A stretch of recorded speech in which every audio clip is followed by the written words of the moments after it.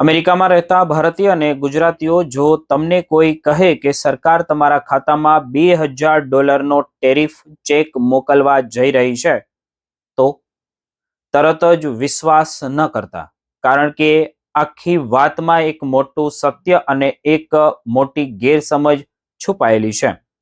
છેલ્લા સમયથી જોઈએ તો $2000ના ટેરિફ ચેકની ચર્ચા ચાલી રહી છે, પરંતુ હાલમાં અમેરિકન નાગરિકોને સરકાર તરફથી એવા કોઈ $2000નો ચેક મળતો નથી. બીજી તરફ ટેરિફના કારણે આયાતી વસ્તુઓની કિંમત અને વેપારીઓના ખર્ચોમાં જોઈએ તો વધારો થયો છે, અને કેટલાક ગેરકાયદેસર ઠેરવાયેલા ટેરિફ અંગે કંપનીઓને અબજો ડોલરના રિફંડ મળવાના મુદ્દા મોટા વિવાદ ઉપર ચાલી રહ્યા છે.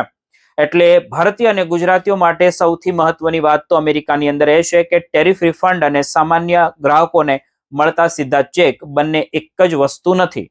હવે બીજો મોટો મુદ્દો છે મેડિકેરનો છે, અને અહીં ખાસ કરીને 2027 માટે વડીલોને ખૂબ જ સાવધાન રહેવાની જરૂર છે, જે ગુજરાતી ઇન્ડિયન છે તે. અને હ્યુમન સહિત કેટલીક કંપનીઓ જોઈએ તો મેડિકેર એડવાન્ટેજના પ્લાનમાંથી બહાર નીકળી રહી છે, અને માત્ર હ્યુમનના ફેરફારના લગભગ 6 લાખ સભ્યો અસરગ્રસ્ત તેમાં થઈ શકે છે.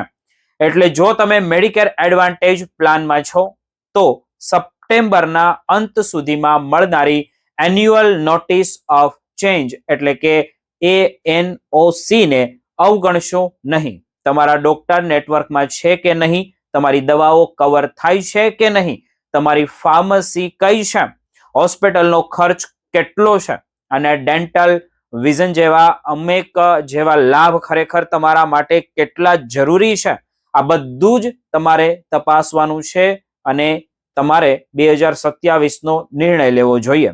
ખાસ કરીને HMO અને PPO વચ્ચે પણ ધ્યાનથી પસંદગી કરવી, કારણ કે ગ્રામ્ય વિસ્તારમાં રહેતા લોકોને નેટવર્કની મર્યાદા જોઈએ તો વધુ અસર કરી શકે છે. અને જો તમે મેડિકેર સપ્લિમેન્ટ પ્લાન G અથવા તો N વિશે વિચારી રહ્યા હો તો તેમાં નેટવર્કની મર્યાદા ઓછી હોવા છતાં માસિક પ્રીમિયમ અને અન્ય ખર્ચને ધ્યાનમાં લેવું ખૂબ જરૂરી છે.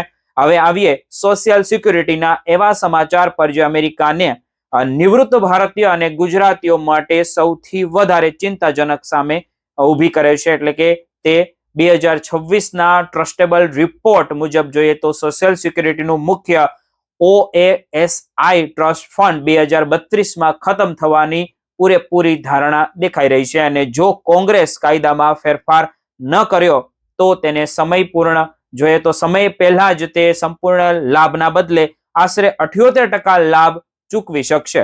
એટલે 100 માંથી તમારા જોઈએ તો 22%નો કાપ આવી શકે છે. પરંતુ આનો અર્થ એ નથી થયો કે કાલથી તમારો ચેક 22% ઘટી જશે. આ 2032 માટેની વર્તમાન કાયદા હેઠળની આગાહી છે, અને કોંગ્રેસ પાસે તેના બદલવાનો સમય હજુ છે. 2026માં ફૂલ રિટાયરમેન્ટ એજ પહેલા કામ કરતા લોકો માટે 24,480ની વાર્ષિક કમાણી મર્યાદા છે. આ મર્યાદા કરતા વધારે કમાણી પર દર $2 માટે $1 લાભ રોકાઈ શકે છે, જ્યારે ફૂલ રિટાયરમેન્ટ એજ પછી કમાણી પર આવી કપાત લાગતી નથી. અને જો તમે સોશિયલ સિક્યુરિટી અથવા તો મેડિકેર સંબંધિત કોઈ કામ કરી રહ્યા છો તો સ્કેમથી તમારે ખૂબ જ સાવધાન રહેવું જોઈએ. કોઈ પણ અજાણી લિંક પર ક્લિક ન કરો, અને સરકારી માહિતી સાથે સીધું SSAની સત્તાવાર વેબસાઇટ જે છે તેનો ઉપયોગ તમારે કરવો જોઈએ. એટલે અમેરિકામાં રહેતા ભારતીય અને ગુજરાતીઓ માટે આજનો સંદેશ એકદમ સ્પષ્ટ જ છે કે 2000ના ચેકની અફવા પાછળ દોડવાને બદલે તમારા મેડિકેરને 2027ના પ્લાન તપાસો, સોશિયલ સિક્યુરિટીના ભવિષ્યને સમજો, અને તમારા પૈસા તથા લાભ અંગે કોઈ નિર્ણય લેતા પહેલા સત્તાવાર માહિતી જરૂર ચકાસો, કારણ કે આવતા થોડા વર્ષોમાં લેવાયેલો એક સાચો નિર્ણય તમારા $1000ને બચાવી શકે છે.